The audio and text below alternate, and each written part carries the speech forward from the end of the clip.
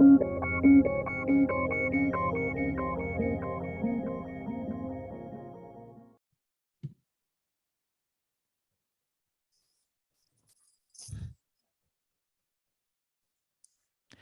back.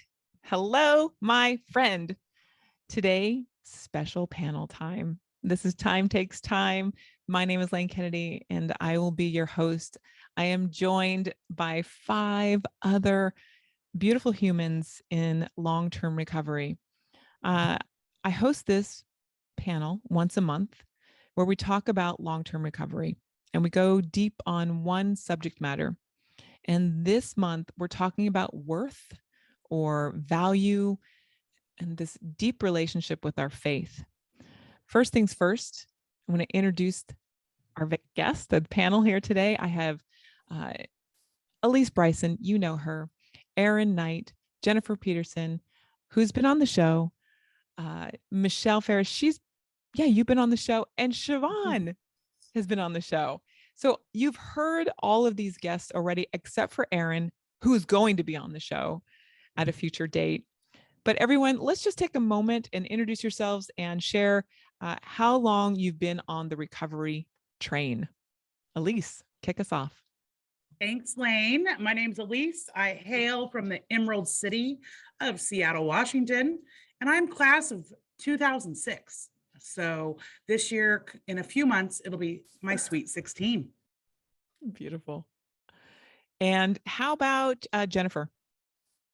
I'll have 21 years in April. And where are you coming from today? Chicago. Chicago area. Beautiful. And Michelle, go ahead.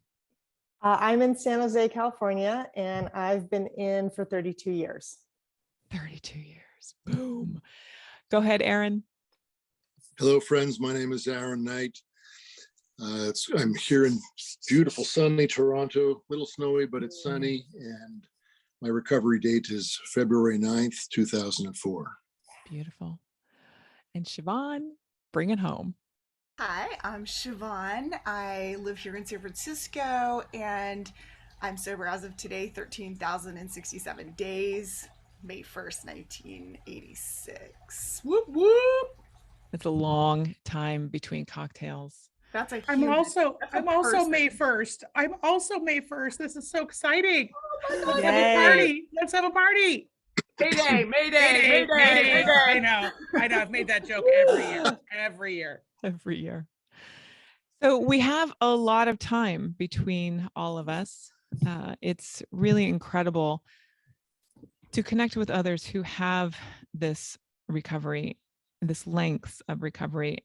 And one of the things that I was inspired about is relationships and the relationships that we have in recovery and how we build them. And so I want to kind of gear our conversation around how we create relationships in long-term recovery, because there's a lot of worth and sense of self that we have to build. So I want to hear, how you've done this over the years with specific people in your life. How have those relationships changed? But where did it start for you? This sense of worth in order to get to having a beautiful relationship with another human being. How about that? Michelle, you want to kick us off? This is right up your alley. I know it is. Oh, yes. So I think being a part of the program initially really gave me some worth because I felt a part of. But I think the first key relationship that changed was the one with my sister, because I had decided in my 4th step that I'm going to call her, damn it. And I did. And I kind of let her know everything that was hurtful about our childhood. And I did it in a nice way. I didn't, I was super careful because I had a sponsor at the time, thank God. And it really transformed, and it brought me into adulthood with her. And that was kind of the first one that I realized, just naming the truth of what happened. I didn't need her to do anything. I just needed her to hear me. That kind of paved the way for us to start a new relationship, which was really cool. You just brought up the word sponsor. Mm-hmm. I'm going to expose this word just for a moment. And I think that people can find recovery however they may. And now in particular, there's so many pathways to recovery. Mm-hmm. But in 12-step, and there's so many programs in 12-step, right? There's a lot. There is this really precious relationship with another human being that's called a sponsor. And that relationship guided you in this conversation with your sister, I'm guessing. Mm-hmm. Yeah, for sure. And I'm going to jump around here, but I would like to know if everyone here has been involved with a sponsor or a mentor that has guided them in finding the words and their value as they have gone through recovery. Aaron, I'm going to kick it over to you. Thank you so much, Lane. It's great to be here.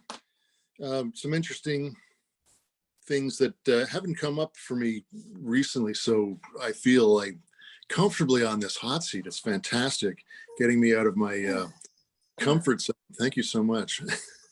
Building relationships in recovery. I remember being new, and maybe I might have had a year and a half or so, and I started with a sponsor, and he said to me, the topic came up of relationships and relationships in the program, specifically for me to be involved in AA.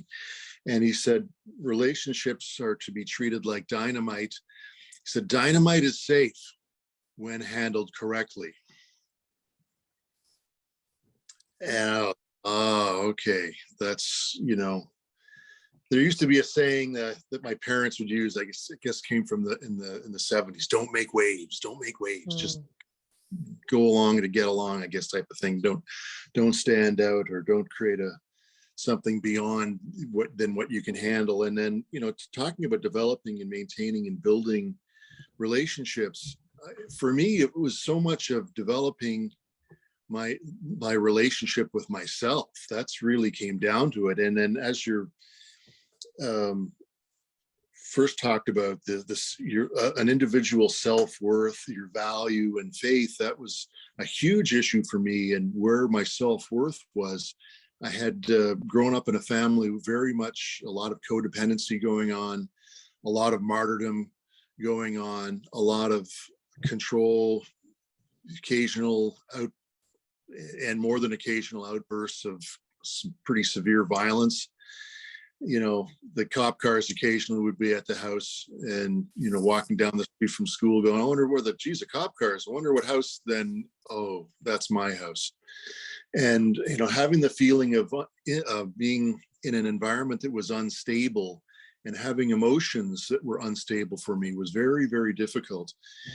And then anytime, and I see it now in retrospect with codependency, of anytime I would want to exercise some independence, I was reined back in, or I was criticized and demonized, or, and essentially controlled and abused in some manner. So for me, it was very difficult for me to build relationships. And I was essentially I could say a late bloomer, being very shy, but then being beyond very shy. I had also the issues of, at certain times, apathy, which I didn't understand what that word meant for decades.